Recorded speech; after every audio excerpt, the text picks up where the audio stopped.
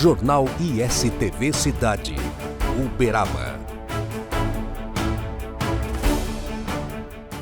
Estamos de volta com o ISTV Cidade, noticiário da família uberabense. E quem está nos assistindo já percebeu, a nossa mesa hoje está forrada de títulos de livros que são fantásticas histórias, e quem vai falar sobre elas é ninguém mais, ninguém menos que Vicente de Paulo Higino, que está aqui ao meu lado e aceitou esse convite. Muito obrigado por aceitar o convite, Vicente, participar do nosso ISTV Cidade. Quem agradece sou eu, porque é uma oportunidade de conversar com os colaboradores da ISTV. Olha, e pelo que eu percebi e senti aqui no nosso briefing, né, na nossa conversa antes da gravação, tem muita história para contar. Então vamos direto ao ponto. Vicente, você tem aqui vários títulos seus, vários livros que você se dedicou a escrever. São quantos títulos?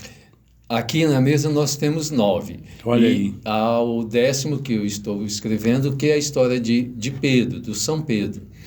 E espero que eu possa concluir em breve, certo, porque a primeira parte já está pronta, dividida em 3 partes, portanto tem mais 2 para serem concluídas. Que maravilha! Vamos começar por esse aqui, porque a gente aproveita para relacionar o nome ou o sobrenome Higino a uma figura que eu tenho certeza que todo mundo conhece aqui em Uberaba. Olha aí a capa desse livro, temos aqui Chico Xavier, ao lado de Eurípides Higino, né? E é parente seu? Sim, o Eurípides é meu primo em 1º grau. A mãe dele, naturalmente, é irmã do meu pai. E nós somos de uma família em que as religiões se entrecruzam, certo, porque representamos a família brasileira. É verdade. Mas a gente vai deixar essa parte da religiosidade para mais adiante um pouco, porque eu quero conhecer um pouco mais sobre o Vicente Higino, que é psicólogo, né? Que tem uma formação em psicologia. Aliás, já faz um tempinho, né? Já faz um tempinho significativo, né? Quanto tempo, mais ou menos? Vamos lá. Formado 45. Certo. Né? Se eu for considerar os 5 anos de faculdade, então estou ligado à psicologia há 50 anos. Olha aí. Que história, hein? Há uma história longa aí de trabalho, de aprendizado. De FIUB, né? Docência. Mas é assim, eu sempre considero que em matéria de psicologia eu não sei absolutamente nada, certo, porque o ser humano é um ser de características dinâmicas. É verdade. E eles, por conta desse dinamismo, dessa constante transformação, e o comportamento adaptativo, nós precisamos sempre estar nos atualizando. É verdade. Então está aqui um dos livros, Eurípides, o filho de Chico Xavier, relatos de vivências biográficas, que é um dos livros, está aqui, muito bacana.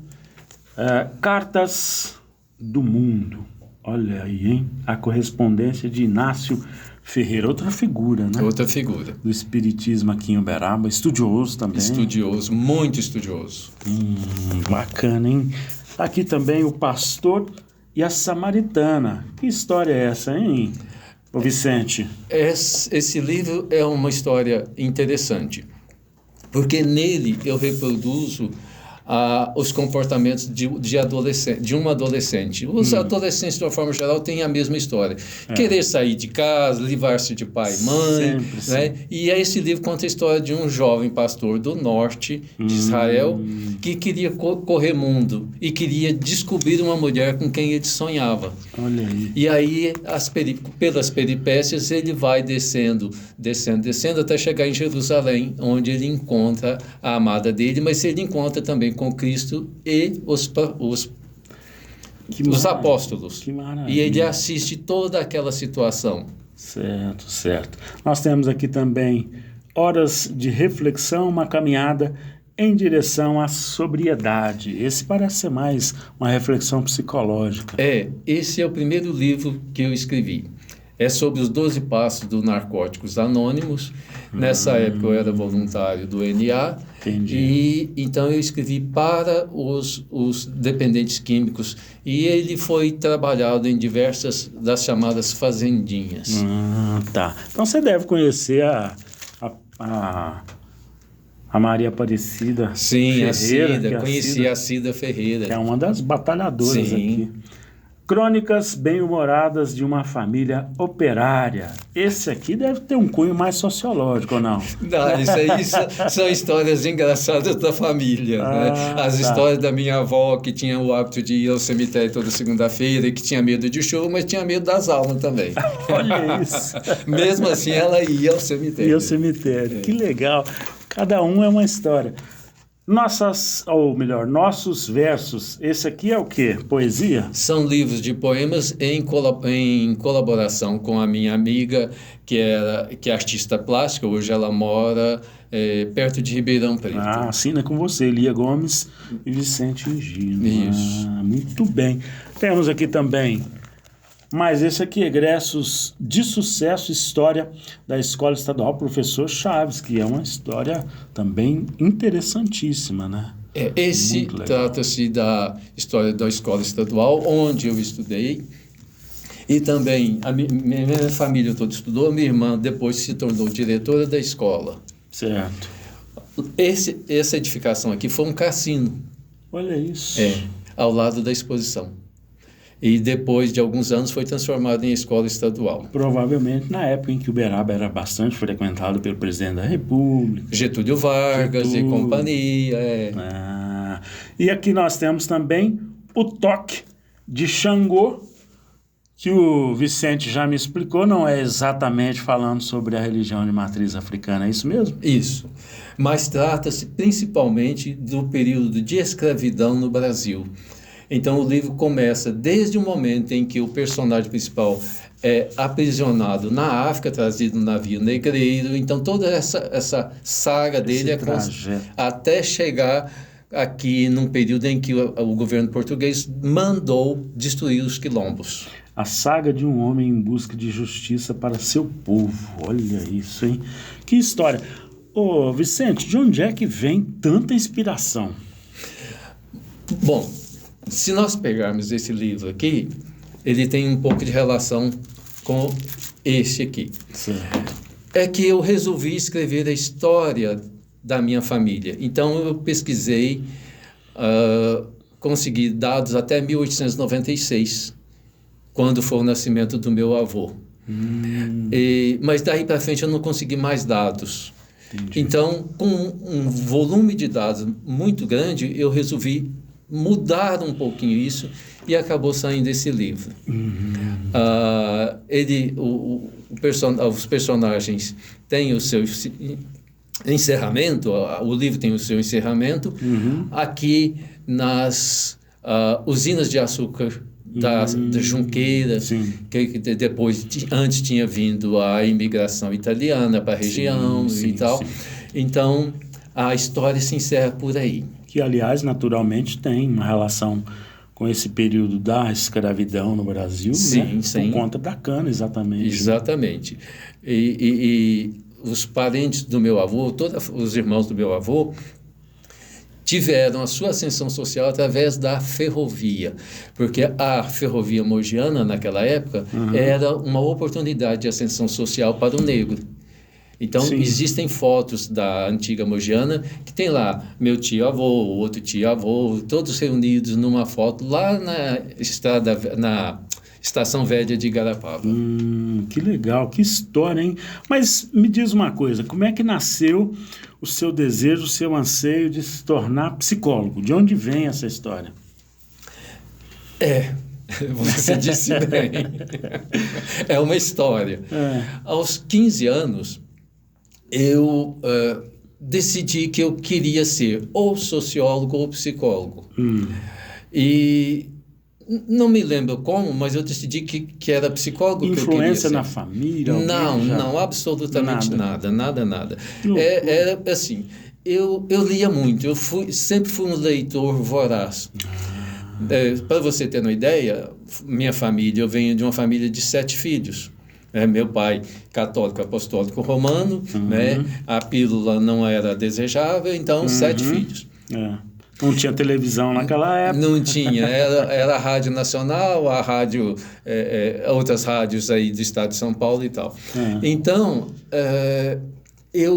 na minha casa, todas as tarefas eram divididas, todas. Entendi. E eu tinha o dia de varrer casa também. Só que eu varria, achava um pedaço de jornal, parava de varrer e ia ler jornal. Eu sempre fui leitor voraz. E sempre tive a imaginação fértil.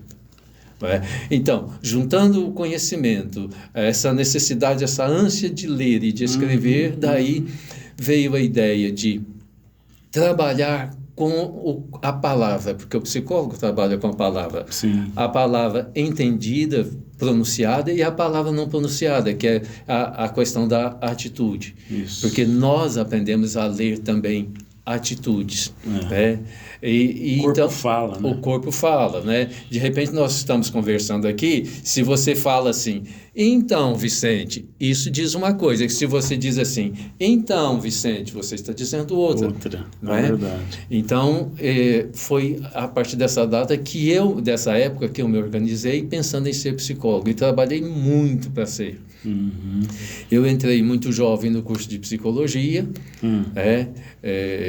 e trabalhava e estudava, e houve uma época que a situação era precária, que para ir para a universidade, é assim, ou eu tinha dinheiro por coletivo e ia de coletivo e barriga roncando, ou eu ia de barriga um pouco agasalhada, mas ia a pé.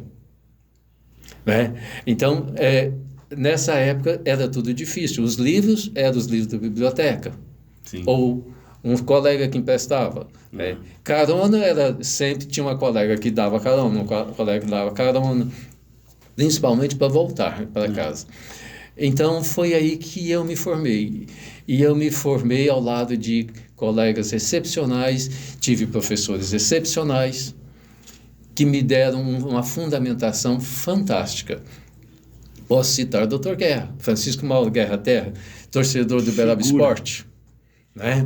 Posso citar o Dr. Jorge Furtado. Outra figura, né? Posso citar, por exemplo, que ainda está aí, o professor Jaime Olavo. Então, o professor Guerra deu-nos fundamentos de neuropsicologia que só muito tempo depois se ouvia falar da neuropsicologia. Tive professores como Ângela Kefalas, foi minha professora, sim. O Alexandre, esposo dela, e várias outras pessoas, assim, de um quilate de conhecimento fantástico. Sim.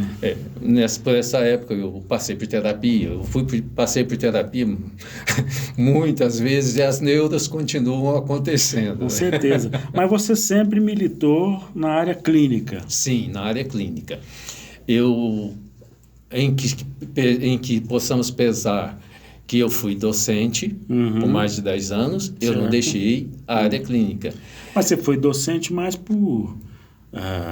digamos assim, contingência da necessidade também, né? Da necessidade também. Fazer dinheiro. De me dar uma sustentação, porque a clínica não era assim tão poderosa economicamente, né? Então, sempre trabalhei a psicologia, foi e é minha vida.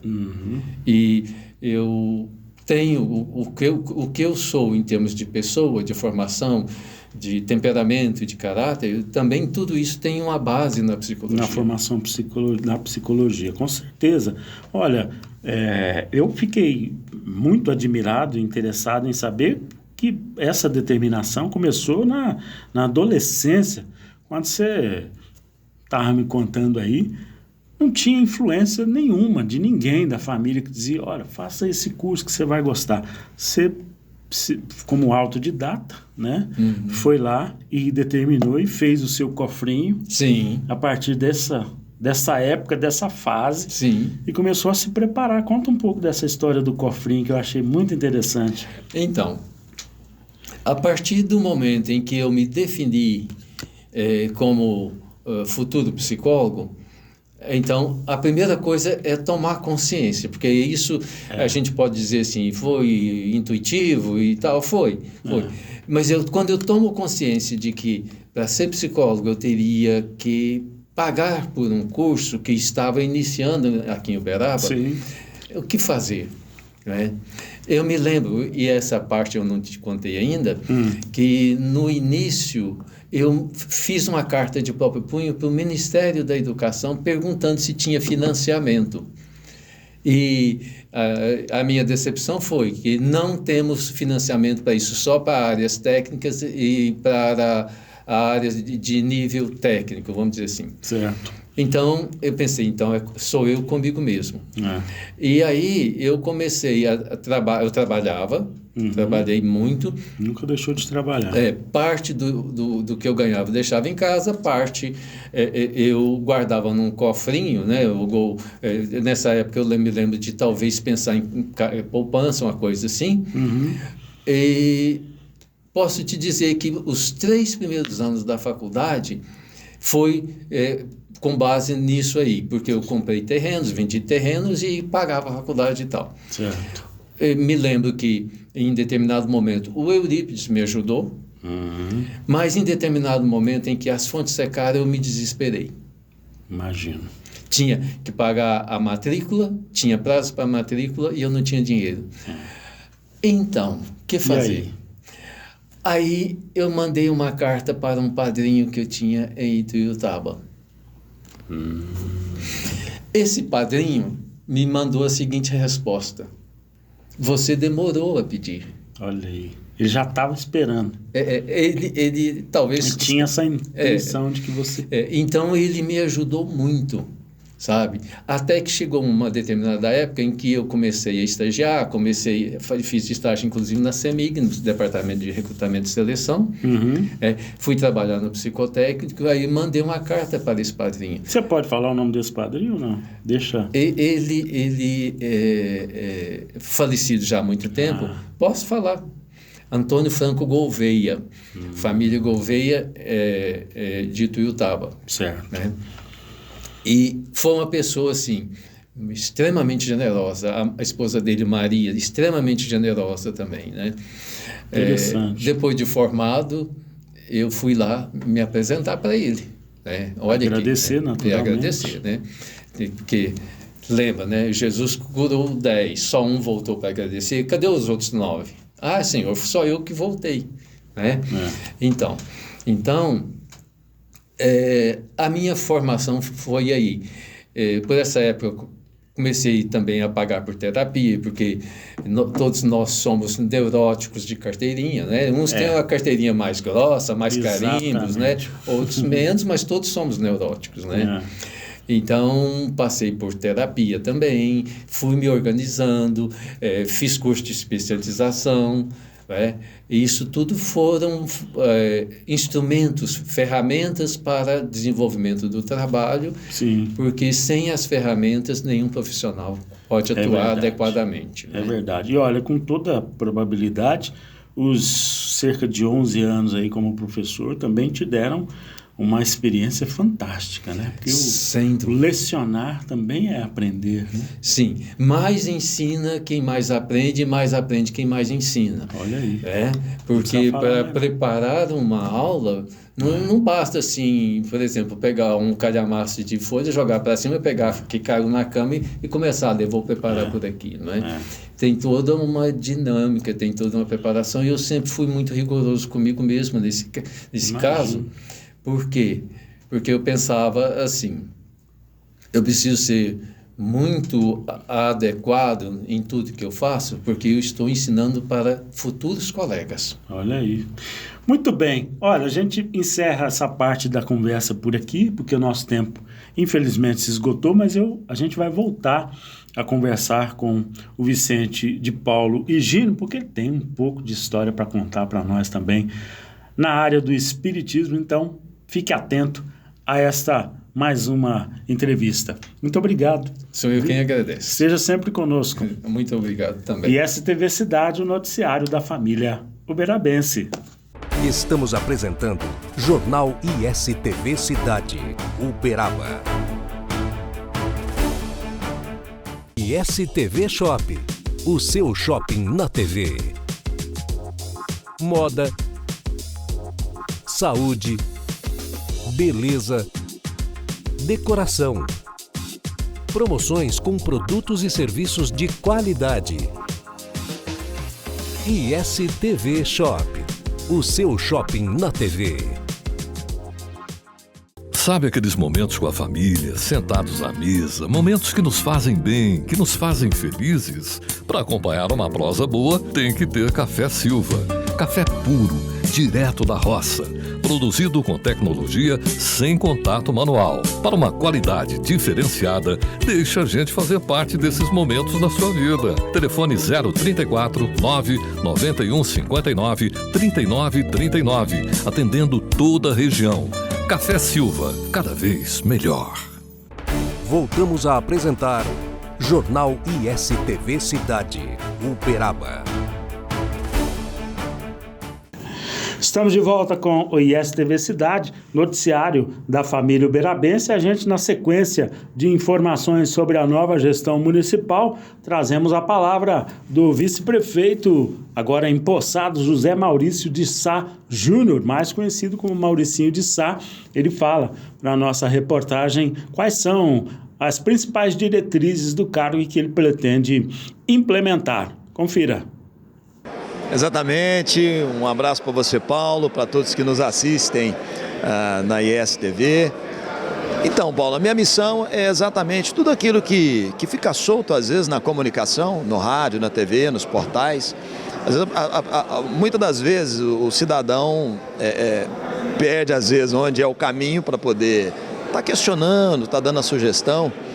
E a ideia que nós temos agora é de aproximar dessas pessoas, é estar ouvindo essas pessoas, algo que já foi feito desde a campanha.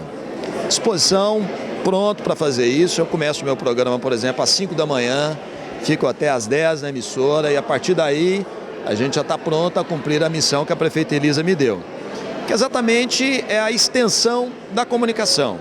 Aquilo que eu já faço no rádio, que é ouvir pessoas, ouvir demandas. E nós temos várias emissoras, né? A comunicação em Uberaba ela é muito forte e a gente vai estar pronto para estar pegando essas demandas e entender, né? É possível fazer, essa sugestão é plausível, dá para a gente melhorar, ponto A, ponto B, aquele bairro realmente. Então a gente vai estar fazendo esse levantamento, levando para a administração pública e assim aproximando, né? A prefeitura das pessoas, do cidadão. Isso inclui também um relacionamento do Mauricinho de Sá com a imprensa de Uberaba. Exatamente. Então, muitas das vezes, um exemplo, às vezes um programa de rádio é um programa de participação e às vezes o próprio comunicador recebe aquela demanda e ele às vezes não fica com aquela demanda guardada. Ou seja, ele ouviu o cidadão, mas ele contou com alguém para estar ouvindo e aquilo reverberar e chegar ao poder público. Nós vamos encurtar esse caminho, né? Então, se o comunicador recebe uma demanda, uma ideia, uma sugestão, agora ele terá o caminho para poder estar mandando essa demanda e a gente entender se é possível fazer aquilo. Mudamos de assunto no ISTV Cidade para falar sobre as sedes. A Secretaria de Desenvolvimento Social, que na gestão que se inicia, é reforçada e ganha novas funções. Hernani Nery, o titular, fala um pouco sobre esse tema. Veja na reportagem. Bem, bom, primeiro agradecer, né, ao convite da prefeita a essa missão tão importante que é cuidar das pessoas, né, que é o que rege a nossa gestão. A política de assistência ela já é feita no município, já tem determinações dentro do Ministério do Desenvolvimento Social, já é do governo federal. Nós vamos nada mais agora do que unificar direitos humanos também com o desenvolvimento social. A gente já tem a coordenadoria lá, já tem uma política pública estabelecida, então é otimizar o serviço para poder cuidar ainda melhor da população que tão precisa, né? Nessa avaliação que a prefeita anunciou que será feita por cada pasta, né? É possível que algum campo seja indicado para chefe do executivo como sendo um campo que se comporte melhor em outra pasta ou já há a missão de abraçar, porque nós temos aí, por exemplo, questões sociais envolvidas muito fortes, né? Sim. Então, na verdade, a gente agora começa um trabalho minucioso de um estudo, né, importante que a prefeita pediu para a gente poder avaliar, dessa junção das informações de acordo com a política estabelecida, né? Até vendo também perfil, atribuições de cargo, quem pode estar conosco somando para as pessoas mais vulneráveis e principalmente as minorias, que é o que mais importa. E com isso nós chegamos ao fim de mais esta edição do ISTV Cidade, o noticiário da família uberabense. Jornal ISTV Cidade. Notícias exclusivas de Uberaba todos os dias, aqui na ISTV, ao meio-dia e às 8:30 da noite. Uberaba, terra de gigantes, a cidade dos dinossauros, de Chico Xavier e do Gado Zebu, integra a programação da ISTV. Vamos mostrar Uberaba e todo o seu potencial de turismo, desenvolvimento econômico, polo de excelência em saúde, educação e muito mais.